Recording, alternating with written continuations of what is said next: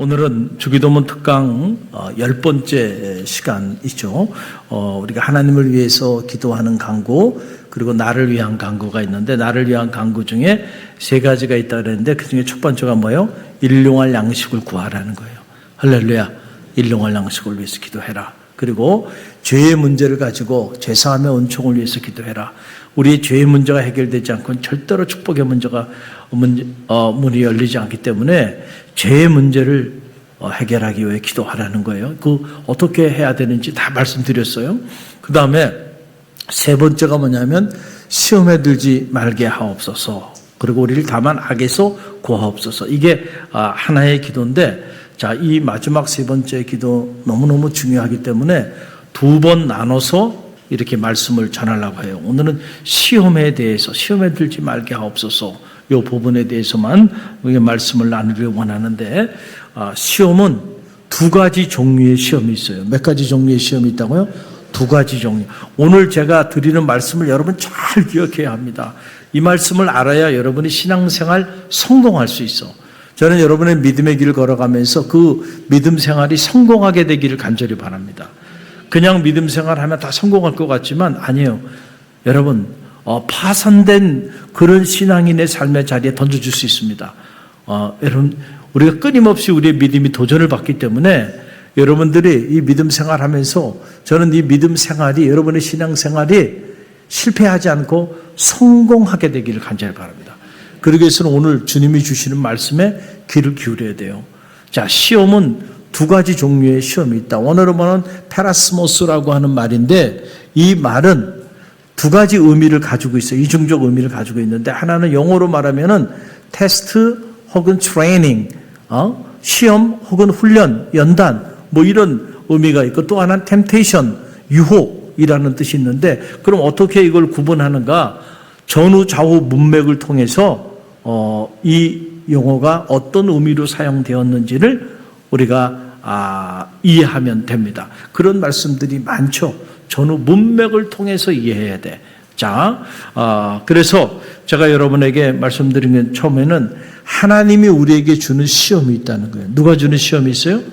하나님이 주는 시험. 영적인 분별력을 가지고 이게 하나님이 내게 주는 시험인지 아닌지를 분별할 수 있는 영혼이 뛰어야 돼.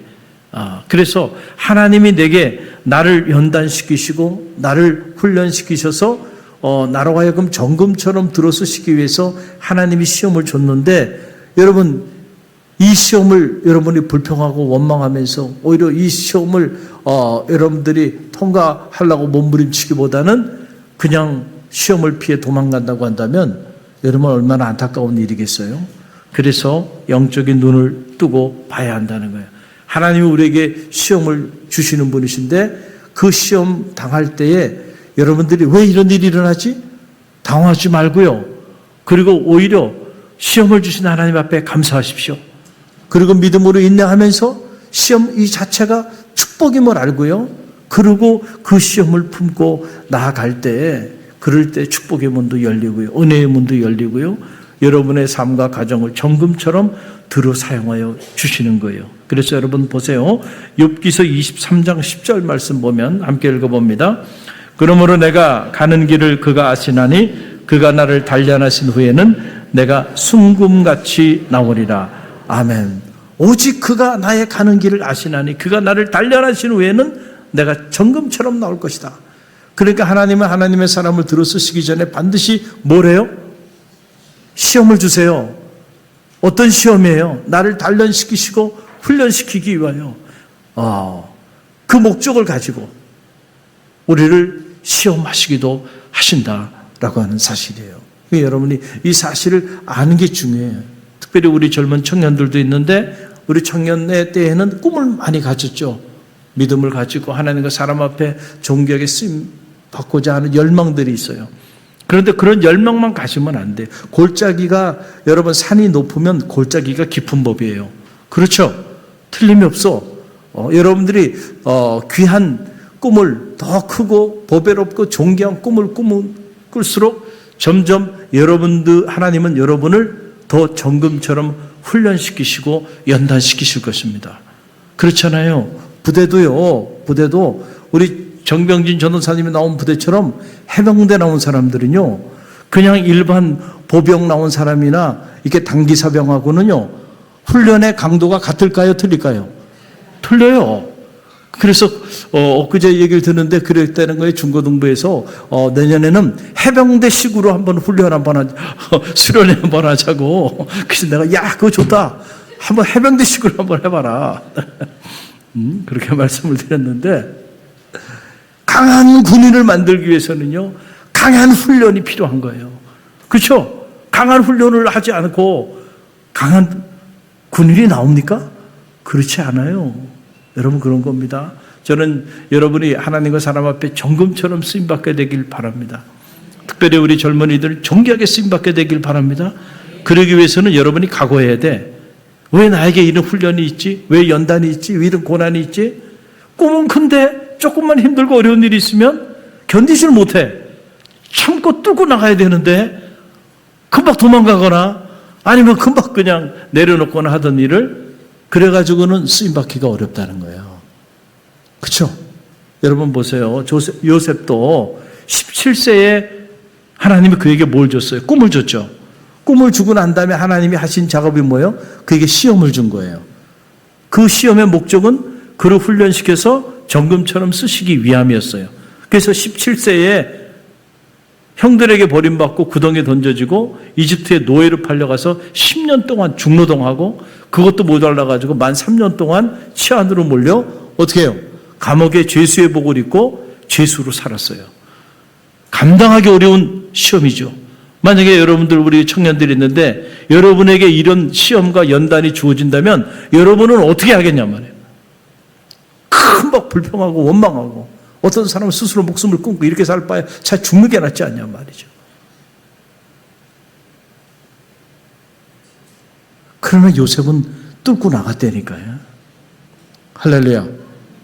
여러분, 그 불같은 연단, 그 훈련의 풀불과 같은 그 단련의 시간을 뚫고 나갔기 때문에 요셉이 30의 애굽의 총리 대신으로요, 역사의 무대에 존귀하게 하나님 부르시는 날까지 쓰임받게 된 거예요. 그 훈련과 연단의 과정이 없이 어느 날 갑자기 꿈주고 그러고는 요셉을 들어서 그렇게 사용하신 게 아니라는 사실을 여러분 꼭 기억하세요. 아브라함으로 열국의 아비로 믿음의 조상으로 들어쓰시기 위해서 하나님은 25년 동안 그를 훈련시켰습니다. 75세에 그를 불러가지고 내가 너로 하여금 큰 민족을 이루게 할 거야. 내 이름이 창대케 될 거야. 복의 근원이 될 거야. 꿈을 주셨죠. 비전을 주셨어요. 그리고 25년 동안 연단시켰습니다. 그렇죠. 그러고 난 다음에 아브라함이 내 아들 이삭을 바치라 그러는데 그때 25년 동안 믿음으로 훈련받고 연단받은 아브라함이 그때는 흔들리지 않습니다. 그리고 100세에 얻은 아들 이삭을 모리아산에 바치기 위하여 아침 일찍 얼리 모닝 일어나서 자기 생명보다도 귀한 자식을 죽여야 되는 그 미래를 향해서 주저없이 나갑니다. 그리고 그 아들에게 말해요. 아버지, 재물은 어디 있습니까? 물은 아들에게 하나님이 다 예비하실 거야. 25년 동안 훈련받고 연단받은 결과예요. 그랬을 때 여호와 일에 하나님을 체험하고 아브라함 열국의 아비가 된 거예요. 그냥 아브라함을 들었어요? 여러분, 그 아브라함은 자기 와이프도요, 자기 누이라고 속이고요, 그것도 반복 중에 2번씩이나 가나안 땅에 갔다가 먹고 살 길이 없으니까 기근이 생기니까 하나님의 말씀이고 하나님이 주신 비전이고 뭐고 다 집어던지고 애굽행을 선택해서 살기 위해서 이주하러 갔던 사람이 누구예요? 아브라함이에요. 그런 아브라함을 들어서는요, 하나님이 큰 민족을 이루고 이름이 창대케 되고 열국의 아비 되게 할 수가 없어. 훈련이 필요한 거야, 아브라함에게. 할렐루야. 그래서 그가 무너질 때마다 하늘의 별을 봐라, 저 바다의 모래알을 봐라, 내 후손이 이와 같을 것이다. 시청각 자료를 이용하면서까지 계속 무너질 때마다 하나님 찾아오셔서 말씀을 반복적으로 선포합니다. 그래서 무너졌던 아브라함이 다시 일어나고 또 일어나고 25년 동안 반복하다가 결국 정금 같은 하나님의 사람으로 서게 된 거예요. 우리는 다윗의 스토리를 잘 알죠. 자, 지금도 다윗의 별은 떠 있어요. 이스라엘 가보니까 아직도 다윗의 별은 집집마다 관공서마다 이스라엘의 국기가 다윗의 별이에요. 다윗이 어떻게 그런 인물이 됐을까? 사무엘을 통하여 기름 부음을 받았어요. 그러고는 바로 다윗이 통일왕국 시대에 리더로 쓰임받은 게 아니에요. 그때부터 시련이 시작된 겁니다. 그렇죠? 그래서 그는 20여 년 동안 저 유다 광야, 저도 유다 광야 직접 가보니까 풀 한 폭이 없어요. 동서남북 그냥 붉은 흙더미 돌짝밭밖에 없어요. 이것을 헤맨 거예요. 살기 위해서. 그것도 20여 년 동안. 그런 고난에 그 처절한 인생의 밑바닥까지 내려가서 살기 위해서 미친놈처럼 춤을 흘리면서 적장에게 자기 생명을 의탁할 정도로 그렇게 비굴하게 인생의 밑바닥까지 내려갔던 인물이 다윗입니다. 그 훈련의 과정을 통하여 인생의 불순물을 완전히 다 빼버린 거예요. 그러고 난 다음에 때가 되니 하나님이 다윗을 들어 쓰시는 거예요. 할렐루야. 여러분, 오늘날 갑자기 그냥 온상 속에서 자란 그 사람을 하나님이 그렇게 쓰실 수가 없다니까요. 쓰고 싶어도 못 써요. 온상 밖에 나오는 순간 온상 속에 자란 하초는 그냥 죽어버린다니까. 할렐루야. 그걸 버티고 견디고 뚫고 나갈 수 있는 뭐가 있어야 돼요? 능력이 있어야 돼. 그거는 뭐를 통해서 이루어져요? 여러분, 강철도 그냥 강철이 되는 게 아니잖아요. 계속 뜨거운 물에 들어갔다가 불 속에 들어갔다가 나와가지고 그걸 또 햇마로 계속 내리치고 또 찬물에 집어넣었다가 또 용광로에 집어넣었다가 계속 반복해서 말이죠. 그 과정을 통해서 단련이 돼서요, 이제는 정금처럼 쓰임받게 되는, 강철이 되는 거예요. 영적으로도 마찬가지예요. 할렐루야. 그래서 여러분 가만히 보면 하나님 앞에 쓰임받고 있는 인물들, 과거 기독교 2000년의 역사를 보게 되면 그 사람들은 다 남다른 사연이 있는 사람들이야. 그 사연이 뭘까요? 남다른 고난이 있었고 하나님께서 그를 들어서 훈련시키고 연단시킨 그 연단의 스토리들이 다 있는 사람들이야. 그런 사람들을 하나님 오늘 들어서 정금처럼 쓰시는 거예요. 그런데 우리는 신앙생활하면서 자꾸 잘못 생각하는 것 중에 하나, 자꾸 꽃길만 가려 그래요. 그리고 고난을 당하거나 어려움을 당하거나 이런 길은 가려고 하질 않는단 말이에요. 또 믿음의 부모로서 자녀들을 키우면서도 너무 온상 속에서만 키우려고 그래요. 그러면 죄송하지만 여러분의 자녀는 절대 존귀한 존재로 쓰임 받게 되기 어려워요. 때로는 그냥 내버리세요. 아멘 안 하시네요. 그냥 캥거루처럼 계속 그냥 품속에 집어넣고 언제까지 그렇게 할 겁니까? 그러니까 여러분, 결혼을 하고 자녀를 낳아서도요, 언제까지 부모 뱃속에 들어가 있단 말이에요. 하나님 쓰시겠냔 말이에요. 때로는 그냥 죽든지 말든지 집어 던져요. 이게 독수리 훈련이라는 게 그거 아니에요. 독수리가 여러분, 이 새끼가 어느 정도 이렇게 자라게 되면 날개짓도 제대로 하지 못하는 걸 그 높은 계곡 끝자락에 뭐가 있냐면은 이 둥지가 있는데 그 둥지에 독수리가 날아가 가지고 뭘 그냥 아주 날카로운 가시를 물어갖고 와가지고 둥지에다가 뿌립니다. 그러면은 새끼들이 그 가시 때문에 따가워가지고 그 안에 있질 못해. 그러니까 바깥으로 나가. 그 바깥에 나가면 어디로 가는 거예요?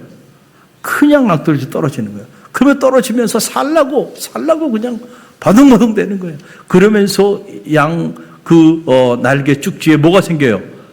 창공을 지배하는 독수리 근육이 그 과정을 통해서 근력이 생기는 거예요. 그 살아남는 놈만 창공을 지배하게 되는 거예요.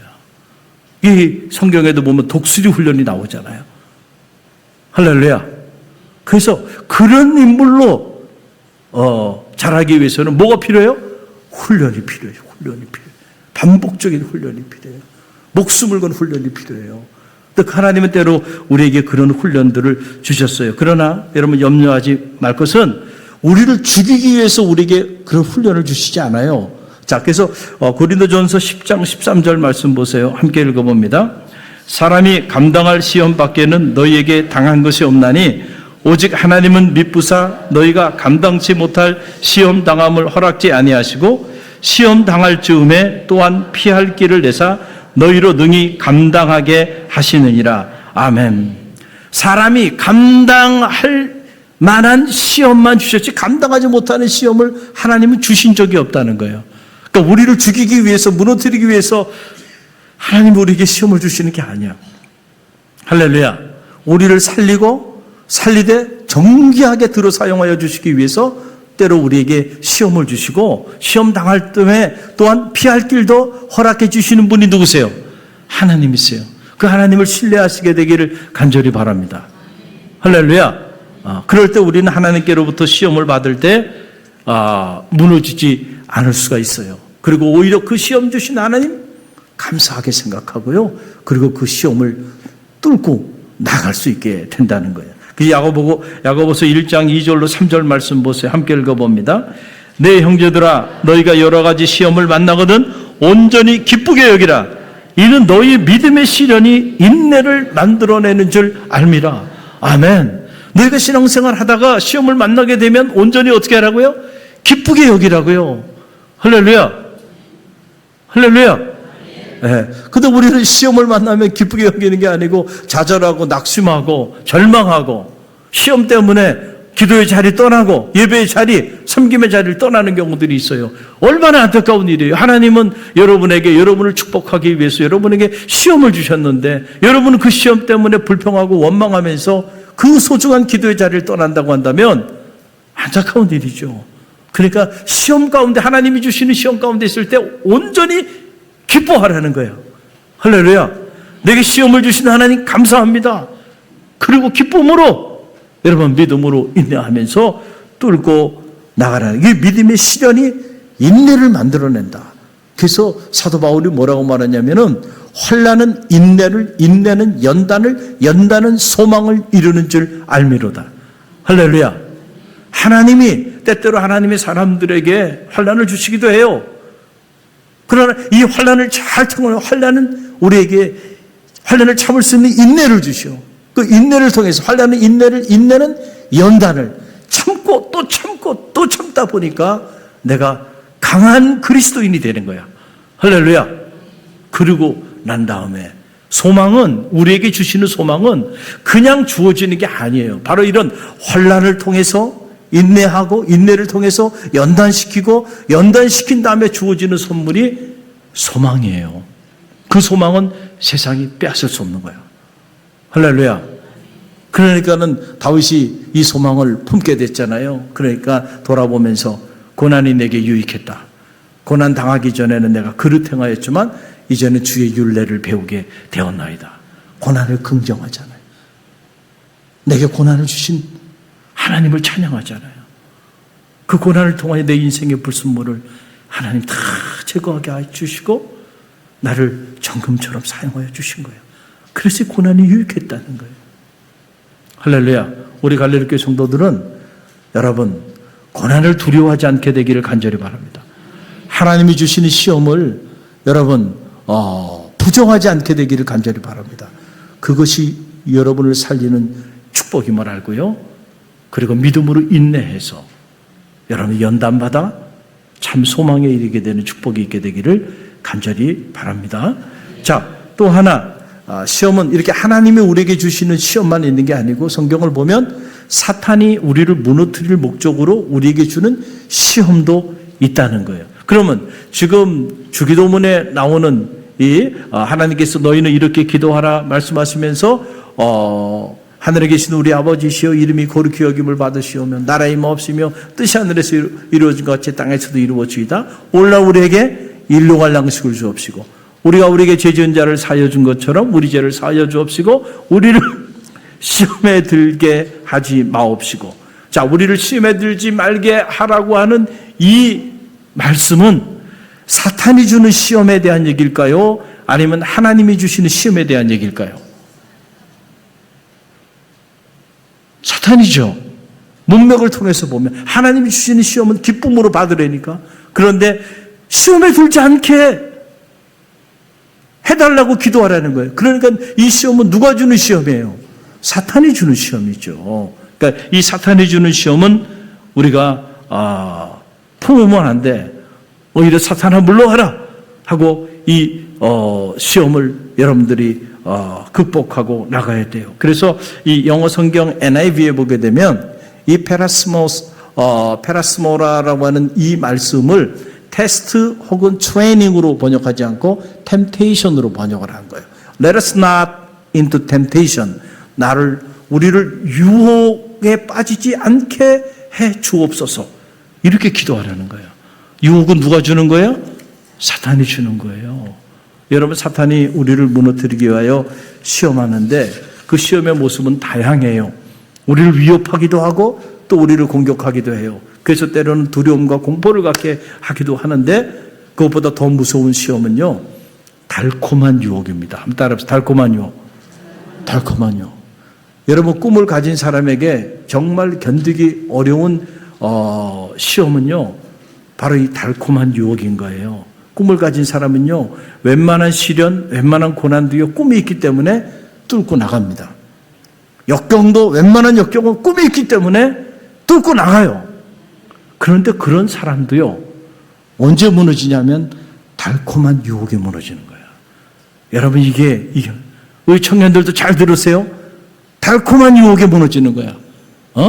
고난과 역경에는 뚫고 나가는데 달콤한 유혹 앞에는 무릎을 꿇는다니까. 여러분, 요셉에게 주어진 시험, 달콤한 유혹이었죠. 하나님이 그를 들어서 사용하려고 하니까 그 사실을 알고 그 요셉의 앞길을 가로막기 위해서 보디발 장수의 아내가 날마다 유혹했다는 거예요. 달콤한 유혹이죠. 자기 주군의 아내예요. 나와 함께 하자는 거예요. 그러면 인간적으로 생각하면 10년 동안 중노동했는데 아무런 삶의 변화가 없는데 주군의 아내가 유혹을 하는 거죠. 뿌리치기 어려운 유혹이었고. 그런데 요셉이요, 놀랍게도 그 유혹을 통과합니다. 할렐루야.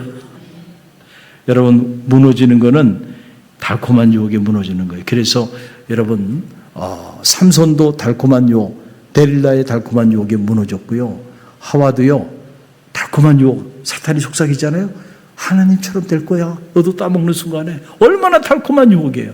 그래서 무너진 겁니다. 사탄이 때로 이렇게 달콤한 유혹으로 우리 가운데 찾아온다는 거예요. 자, 예수님에게도 이런 달콤한 유혹으로 찾아왔어요. 성경에 보게 되면. 그 내용이 마태복음의 4장에 나오는데, 자, 첫 번째 유혹, 여러분 나눠드린 유인물을 보세요. 마태복음 4장 3절 말씀인데 함께 읽어봅니다. 시험하는 자가 예수께 나와 이르되 내가 만일 하나님의 아들이오든 명하여 이 돌들로 떡덩이가 되게 하라. 자, 이건 무슨 말이에요? 지금 몇 년 동안, 자, 40일 동안 광야에서 식음을 전폐하고 기도하셨어요. 그러니 40일 금식하셨으니 예수님이 얼마나 굶주렸겠어요. 지금은 우리가 금식기도 많이 안 하지만 제가 중고등학교 때만 해도 금식기도 많이 했습니다. 어디 가서 했냐면 오살리 기도원에 가서. 오살리 기도원 가면은 금식이야, 거기는. 그냥 금식 기도회 원이야, 거기는. 그래서 뭘 먹는 게 없습니다. 금식해야 돼. 근데 한월산 기도원 가면 거기는 먹는 거야. 그래서 저는 한월산이 좋았어요. 그리고 은혜도 한월산에서 임했습니다. 근데 이 오살리 기도원을 갖고 금식을 하는데 다 그냥 하루 굶는데요. 한 3끼를 딱 굶으니까요. 눈만 감으면 여러분 라면 있죠? 라면은 어디다 끓여요? 양은 냄비에다가 끓이는데 그 양은 냄비에 라면이 보글보글 끓면서 그 뚜껑이 올라갔다 내렸다 하면서 그 신김치가 막 눈에 막 보이기 시작하고요. 야, 실제로요. 눈만 감으면 먹을 것이 떠오르고요. 그리고 힘이 없어가지고 기운이 없어가지고 기도를 못해. 그러니까 그냥 방에 누워만 있는 거야. 금식하면은 하루가 어려워요, 하루가. 하루 이 세 끼 금식하는 게 그다음부터는 기력이 없으니까 그냥 누워 있는 거예요. 그래서 저는 이 오살리 기도원에 대한 좋은 추억이 없습니다. 그래서 제가 여러분에게 금식 기도하라고 막 강조하지 않죠. 왜냐하면 저에게는 금식의 은사가 없는지 이 금식은 그렇게 저에게 은혜스럽지 못했어요. 근데 오살리 기도원을 가면 말이죠. 그때 이천성 목사님이 그분이 막 키도 큰 데다가 그냥 그분 욕도 잘했어요. 막 설교할 때 보면 처음부터 끝까지 다 욕이야. 이놈의 새끼들 말이야. 여기서 은혜 못 갖고 가면은 다 이게 무슨 아무게 적이라고 그러면서 말이야. 막 욕을 하시면서 했는데 욕을 먹는데도 은혜가 되더라고요. 아니 진짜로 그랬어요. 거기다 보면 한 2만 명, 3만 명씩 여름 집회 때 그렇게 모였고 산과 산마다 그냥 이렇게 깎아놓는데 거기에 밤새도록 사람들이 산에서 산기도하고 저도 그렇게 산기도했어요. 그리고 뭐라고 얘기했냐면은 하여간 배불리 먹으라는 거예요. 그래가지고 빤하고 뭐고 다 가져와가지고요. 다 여기저기 보면은 막 밥해가지고 막 먹는 거야. 요즘만 뭐 캠핑이죠 뭐. 그때는 그게 캠핑이라는 용어가 없었으니까 그렇지만 지금 같으면 그런 거예요. 그래가지고 막 밥을 해가지고 마음껏 먹고 많이 먹고 힘있게 부르짖으라. 그게 저에겐 맞더라고요. 여러분은 어떤지 모르겠어. 많이 먹고 힘있게 부르짖죠. 응? 그러면서 그냥 안수기도를 하는데 생각해 보세요. 2만 명입니다. 2만 명 여러분 안수기도 할 수 있어요? 하시더라고요. 어떻게 하는지 알아요? 이렇게 쫙 있죠. 그러면 제가 금요 성령 집회 때 여러분 올라오시라 그러고 한 분 한 분 안수기도 얼마나 정성껏 해드려요. 그렇죠? 받아보신 분은 알죠? 제 모든 기력을 다 쏟아 넣습니다. 그런데 이분은 그렇게 안 해. 이게 쭉 있잖아요. 그냥 이 손이 막 이만한데 그 이만한 손으로 그냥 머리 한 번씩 치고 가는 거예요. 그냥. 놀라운 사실은요. 그 손이 터치되어지는 순간에 역사가 나타나는 거예요. 가슴이 막 뜨거워지고요. 그래서 제가 이천성 목사님이 하나님이 쓰신 주의 종이었다는 거는 저는 신뢰합니다. 그게 성령의 역사가 아니고선요. 여러분 1000명만 그렇게 치고 간다 그래도 1000명만 여러분이 그렇게 안수기도 하면 여러분 쓰러져요. 그게 성령이 역사하지 않고서는요. 불안하죠. 2만 명, 3만 명을 안수한다니까요. 놀랍죠? 할렐루야. 무슨 얘기하다가 음식? 그렇죠, 음식. 그러니까 이 굶주리면은 이게 보이는 게 먹을 것밖에 없어. 40일 금식하셨어.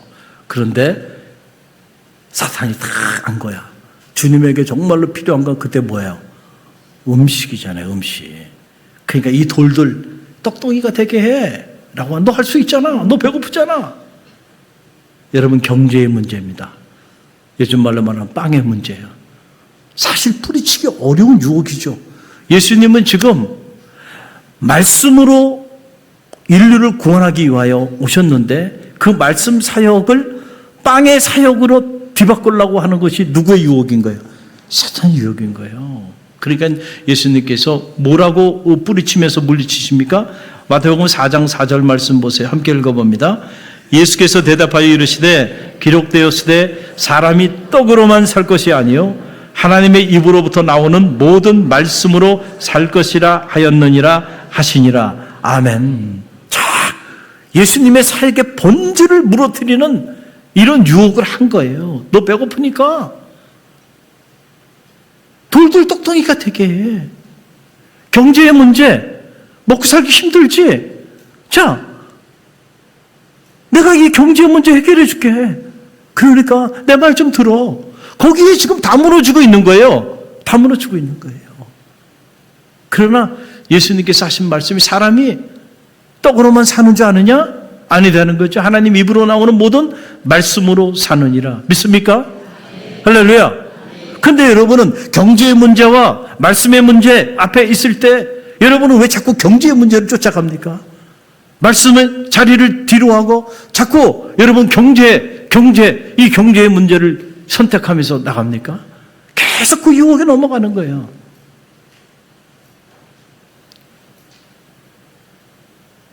네가 사람을 어떻게 보고 하는 얘기야? 사람이 돼지인 줄 알아? 그냥 먹을 빵만 있으면 그냥 해피하게 인생을 사는 줄 알아? 아니야. 하나님의 입으로 나오는 모든 말씀으로 살 것이네. 무슨 말이에요? 하나님의 말씀, 그 말씀을 붙잡는 순간 생기가 그 말씀을 통하여 나가게 돼요. 그 말씀을 통해서 육체의 질병도 치유를 받고, 그 말씀을 통해서 내 인생의 문제도 해결되고, 그 말씀을 통하여 내가 그렇게 고민하고 염려하는 사업의 문제도 해결이 되고, 그 말씀을 통하여 내가 만남의 축복이 필요한데 그 만남의 축복도 하나님 보내주셔서 내 인생의 문제가 해결돼요. 우선순위가 이 빵의 문제, 경제 문제에 있는 게 아니고 말씀의 문제에 있다고 하는 사실을 주님께서 가르쳐 주신 거 아닙니까? 그런데 오늘도 사탄은 끊임없이 경제의 문제를 가지고 우리를 유혹하잖아요. 그럴 때 우리는 말씀을 선택하기보다 자꾸 경제, 빵의 문제를 선택하고 거기에 전착해서 살아갔잖아요. 달콤한 유혹이에요. 그러나 물리쳤다는 거예요. 물리치게 되기를 간절히 바랍니다. 사탄은 이렇게 유혹해요. 그 다음에 두 번째 유혹이 뭐예요? 마태복음 4장 5절로 6절 말씀 함께 읽어봅니다. 이에 마귀가 예수를 거룩한 성으로 데려다가 성전 꼭대기에 세우고 이르되 내가 만일 하나님의 아들이거든 뛰어내리라 기록하였으되 그가 너를 위하여 그의 사자들을 명하시리니 그들이 손으로 너를 받들어 발이 돌에 부딪히지 않게 하리로다 하였느니라. 아멘. 여러분, 사탄이 우리를 공격할 때 이렇게 달콤하게 공격하는 거예요. 예수님에게 하는 거예요. 마귀가 뭐라고 얘기해요?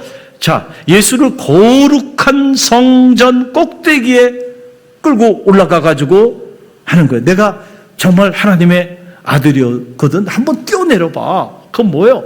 많은 사람들에게 내 능력을 한번 좀 보여줘 봐. 그러면은 네가 하나님의 사람이니까, 하나님의 아들이니까 하나님께서 사자를 보내서 너를 다치지 않게 보호해 주지 않겠어? 그리고 그 모든 거를 이 모든 사람들에게 너의 그 능력을 한번 나타내 보여봐. 어떻게 보면 정말 달콤한 유혹이죠. 여러분. 그런데 주님께서는 아셨어요. 이 유혹이, 이 마귀의 유혹이 처음에는 시험하는 자로 나오고 두 번째는 마귀가. 그러니까 시험하는 자는 이꼬로 누구예요? 마귀예요. 시험하는 자가 있어요, 없어요?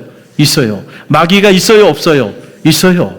여러분이 우리가 신앙생활 하면서 하나님이 살아계시다고 하는 사실을 믿는 것만 믿음이 아니에요. 그 믿음은 반쪽짜리 믿음입니다. 여러분이 정말로 하나님이 살아계시다고 하는 그 사실만 믿고 산다면 죄송하지만 여러분은 영적 전쟁에 무너지게 돼 있어요. 지피지기면 백전백승이라고 적을 알고 나를 알아야 전쟁에 이길 수 있어요. 다시 말하면 하나님만 존재하는 것이 아니고 하나님의 역사를 방해하는 사탄, 마귀, 시험하는 자, 이 어두운 영도 존재한다는 사실을 믿어야 합니다. 그래서 이게 영적 전쟁이라는 사실을 알아야 돼. 근데 우리가 이 사실을 모르면요, 적이 있어. 그리고 그 적이 내 삶에 깊숙이 파고들어오고 우리 자녀들의 삶과 가정과 교회에 깊숙이 파고들어서 지금 적이 우리를 무너뜨리려고 하는데 적이 있다고 하는 사실을 인정하지 않고 그러고 살아가고 있다면 그 사람이 어떻게 그 적과의 전쟁에서 승리할 수 있겠어요? 100이면 100 다 무너집니다. 그래서 신앙생활 실패하는 거예요. 마귀가 있어요. 아멘입니까? 그래서 영적인 눈으로 그걸 볼 수 있어야 돼. 육신적인 눈으로 판단하지 말고 영원히 띄어서 보면 오늘도 우리를 이렇게 유혹하는 거예요. 능력을 보여봐. 능력을 봐. 여러분, 예수님이 앞으로 감당할 사역은 하나님의 아들로서의 자기의 능력을 나타내는 것을 통해서 행하실 것이 아니고 하나님의 아들로서의 능력이 있지만 그 능력을 다 포기함으로써 이루실 사역이잖아요. 십자가가 그거 아닙니까? 예수님이 능력이 없어서 십자가에 매달려서 고난당하셨겠어요? 아니죠. 능력이 있었지만 그러나 우리를 사랑하셔서 토니먼 대속, 우리를 대신하여 고난당하시고 고통당하시고 우리의 죄가를 도말하시기 위해서 친히 죄인이 되셔서 십자가상에서 자기 능력을 드러내지 않고 오히려 철저히 짓밟힘 당하고 철저히 고난당하는 그 사역을 통해서 인류 구원의 역사를 이루셨잖아요. 지금 주님은 그 사역을 하기 위해 나가는데 능력을 보여봐. 너 하나님의 아들이면 능력을 보여봐. 능력을 보여봐. 그러니까 예수님께서 뭐라고 물리치십니까? 마태복음 4장 7절 말씀 보세요. 함께 읽어봅니다. 예수께서 이르시되 또 기록되었으되 주 너희 하나님을 시험하지 말라 하였느니라. 아멘. 주 너희 하나님을 시험하지 말라. 사탄이 여러분을 유혹할 때 경제의 문제로, 빵의 문제로, 그리고 이와 같은 어떤 능력을 나타내 보이라고 역주행이죠. 지금 여러분이 행해야 되는 사역과 반대되는 사역을 달콤한 유혹을 가지고 왔을 때 주님이 하신 말씀 그대로 사탄을 물리치게 되시기를 간절히 바랍니다. 경제 유혹이 올 때 어떻게 하라고요? 사람이 떡으로만 살 것이 아니고 하나님 입으로 나오는 모든 말씀으로 살지니라. 사탄아 물러가라. Get out of here. Satan, get out of here. 떠나가라 말이죠. 할렐루야. 주 너희 하나님을 시험하지 말라 말이죠. 담대하게 선포할 수 있는 성도들이 되시기를 간절히 바랍니다. 또 이렇게 안 넘어가니까 세 번째 또 달콤한 유혹이 와요. 마태복음 4장 8절로 9절이에요. 함께 읽어봅니다. 마귀가 또 그를 데리고 지극히 높은 산으로 가서 천하 만국과 그 영광을 보여 이르되 만일 내게 엎드려 경배하면 이 모든 것을 내게 주리라. 아멘. 자, 정말 갈수록 태산이에요. 정말 감당하기 어려운 유혹이에요. 자, 여러분 보세요. 지극히 높은 산으로 주님을 데려갔어요. 그리고는 천하 만국과 그 영광을 다 보여줬어. 그리고는 아무도 보이지 않지? 나한테 한 번만 절해. 그러면 저 천하 만국과 그 영광을 내가 내게 다 줄게. 달콤해요? 달콤하지 않아요? 달콤하지 않아. 만약에 오늘 여러분에게 우리 오남성교 회원들도 계시고 청년들도 있는데 사탄이 여러분을 유혹하는 거야. 자, 천하 만국을 다 보여줘. 그 영광도 다 보여줘. 아무도 보는 사람 없어. 나와 너밖에 없어. 그러니까 한 번만 나한테 절해. 그러면 저 천하 만국과 그 영광을 내가 너한테 다 줄게. 이런 질문을 하는 제가 멍청한 사람일 수도 있어요. 그거를 절하지 않을 사람이 있을까요? 갈릴리 교회는 뭐 대단하세요. 여러분 절 안 하겠어요, 정말? 그렇죠? 정직한 거예요. 정직한 거예요. 뭐 사과상자 몇 상자 가지고도 다 무너지는 거 아닙니까? 그렇죠? 그런데 그 정도가 아니에요. 천하 만국과 뭘 보여줘요? 그 영광을 보여주고 나한테 한 번만 절해. 내가 다 줄게. 여러분 선거철이 되면요. 한 표 받기 위해서요. 사람들, 정치인들이 행하는 모습을 보면요. 야, 이건 뭐 그냥 말할 필요가 없어. 말할 필요가 없어. 수단과 방법, 한 표만 구할 수 있다고 하면, 내가 권력만 잡을 수 있다면, 내 선거에서 이길 수만 있다면 영혼이라도 팔겠어. 뭐 막 이런 분위기 아닙니까? 오늘도 사탄은 우리를 미혹해요. 천하만국 다 보여주고 그 영광까지 다 보여주고 나한테 한 번만 절해. 내가 다 줄게. 얼마나 뿌리치기 어려운 달콤한 유혹이에요. 오늘도 사탄은 끊임없이 이와 같은 종류의 유혹으로 우리를 무너뜨리고 있다는 사실을 꼭 기억하시길 바랍니다. 할렐루야. 그때 주님께서 뭐라고 말씀하세요? 마태복음 4장 10절에서 함께 읽어봅니다. 이에 예수께서 말씀하시되 사탄아 물러가라 기록하였으되 주 너희 하나님께 경배하고 다만 그를 섬기라 하시니라. 아멘. 사탄아 물러가라. 우리가 경배해야 되는 경배의 대상은 천하 만국도 아니고 그 영광도 아니고 오직 뭐예요? 하나님밖에 없다는 거예요. 할렐루야. 여러분 이게 너무너무 중요해요. 오늘 또 예수님을 이렇게 유혹했던 사탄이 오늘 우리를 유혹하고 있어요. 오늘 우리가 이 첫 번째 유혹, 두 번째 유혹, 세 번째 유혹을 받고 있는데 여러분은 이 유혹을 어떻게 잘 뿌리치고 있는지 아니면 이 유혹에 이미 넘어가 버렸는지 여러분 자신을 한번 점검해 보게 되기를 간절히 바랍니다. 그래서 우리의 힘으로는요, 이것 극복하기가 어려워요. 아무리 훌륭한 사람도 어렵습니다. 이 달콤한 유혹 앞에는 100이면 100 다 넘어가게 돼 있어요. 그래서 뭐 하라는 거예요? 이 유혹으로부터 넘어가기 위해서 기도하라는 거예요. 그래서 여러분 베드로 사도가 베드로전서 5장 8절로 9절 말씀 보세요. 함께 읽어봅니다. 근신하라 깨어라 너희 대적 마귀가 우는 사자같이 두루 다니며 삼킬 자를 찾나니 너희는 믿음을 굳건하게 하여 그를 대적하라. 이는 세상에 있는 너희 형제들도 동일한 고난을 당한 줄 압니다. 아멘. 근신하라 깨어라. 깨어 뭐 하라는 거예요? 기도하라는 거예요. 기도로 오늘도 우리를 무너뜨리고자 달콤한 유혹으로 찾아오는 그 사탄을 대적하라는 거예요. 그래서 여러분, 기도하지 않으면 아무런 일도 할 수가 없어요. 언제나 거룩한 일에는 뭐가 껴요? 마가 껴요. 사탄이 우리가 거룩한 것을 계획하고 거룩한 일을 추진하는데 가만히 있지 않아요. 깃발을 드는 순간 사탄이 벌떼처럼 달려들어서 그 거룩한 일을 행하지 못하도록 때로는 공격하고 때로는 위협하고 때로는 달콤한 유혹으로 우리를 무너뜨린다니까. 그래서 절대로 그 거룩한 일이 이루어지지 않게 만들어요. 그래서 우리가 교회에서 다음 세대 사역을 위해서 이제 이 기도 주간을 선포하고 이렇게 나가는 이유는 다른 게 아니에요. 얼마나 귀한 일이에요. 우리 자녀들, 우리 손주들 소중해요, 소중하지 않아요?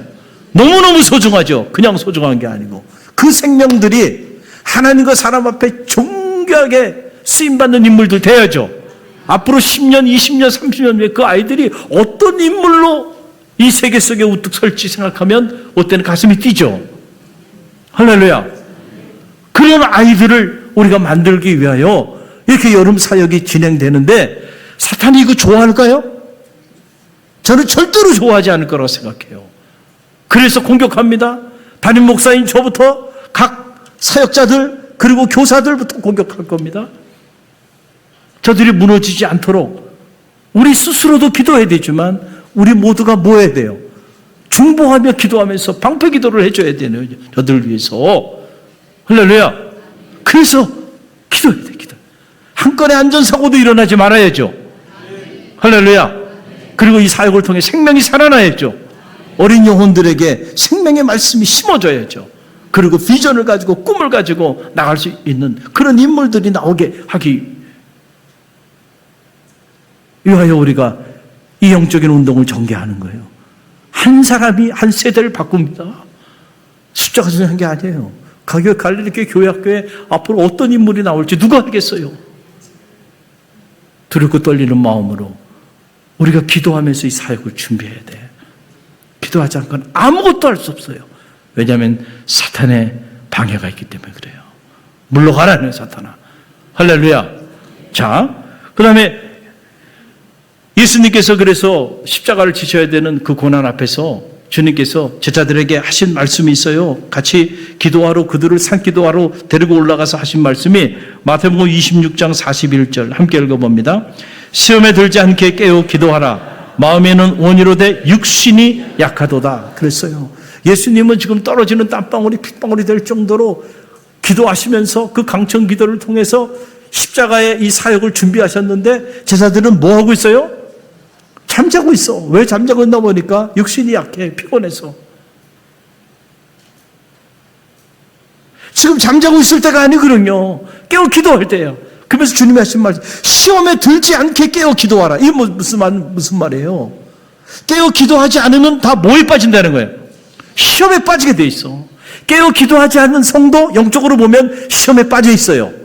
깨어 기도하지 않는 가정 영적으로 보면 그 가정 다 시험에 빠져 있어요. 깨어 기도하지 않는 교회, 그 교회 들어가 보지 않았어도 뻔해요. 시험에 빠져 있습니다. 틀림이 없어요. 예수님의 말씀은 거짓이 아니에요. 깨어 기도하지 않으면 사탄이 역사에 우리를 무너뜨리기 위해서 그래서 우리가 시험에 빠지게 되는 거예요. 그러니까 시험에 들지 않게 깨어 기도하라. 주님이 이렇게 말씀하시잖아요. 그런데 이 말을 들었어요, 안 들었어요? 제자들이 안 들었어. 그래서 결국 어떻게 됐냐면 마가복음 8장 33절 보세요. 함께 읽어봅니다.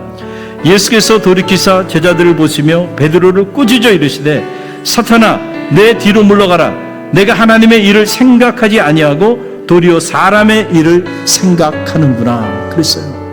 아니 베드로가 한순간에 사탄이 되고 말았어요. 베드로가 사탄이라는 게 아니고 사탄이 베드로 가운데 임해서 베드로의 하는 모든 일들을 누가 주장하고 있어요 지금? 사탄이 주장하고 있어요. 예수님이 앞길을 가로막아요. 베드로가 예수님을 위한다고 하면서 주님 안 됩니다. 주님께서 그 길로 가서는 안 됩니다. 그 예수님이 그런 베드로를 보고 말이야. 사탄아 물러가라. 내가 하나님의 일을 생각하지 아니하고 사람의 일을 생각하는구나. 깨어 기도하지 않으면요 우리도 이렇게 될 수 있어. 그래서 저는 깨어 기도하지 않는 사람은 죄송하지만 저는 믿지는 않아요. 아무리 얘기해도요 한 길이 듣고 한 길이 흘려버립니다. 그러나 기도하는 사람의 말은요 가슴에 새깁니다. 왜냐하면 하나님의 소리를 수 있잖아. 할렐루야. 그래서 기도해야 되는 거야. 깨어 기도하는 거는 선택사항이 아니에요. 이거는 우리가 깨어 기도하지 않으면 우리는 아무것도 할 수 없고 깨어 기도하지 않으면 결국 우리는 다 사탄의 종노릇하고 말아요. 하나님의 일을 생각하지 않고 자꾸 사람의 일만 생각하고 사람의 일만 도모하고 만다는 거예요. 그래서 깨어 기도해야 돼. 깨어 기도하기만 하면 사탄은 한 길로 왔다가 10길로 도망가게 될 줄로 믿습니다. 두려움의 대상이 아니에요. 사탄은 깨어 기도할 때는 하나님의 영이 우리 가운데 임하심에 여러분 성령께서 역사하시는데 어둠의 영이 어떻게 빛의 영 앞에서 폼 잡겠어요. 그런 일이 일어나지 않아요. 그래서 기도하는 한 안심합니다. 여러분이 깨어 기도하는 한 여러분의 가정은 든든히 세워질 것입니다. 여러분이 기도하는 한 갈릴리 교회도 든든히 세워질 겁니다. 여러분이 기도하는 한 우리 갈릴리 교회 다음 세대 교회학교 우리 어린이들 든든히 세워져 나가게 될 줄로 믿습니다.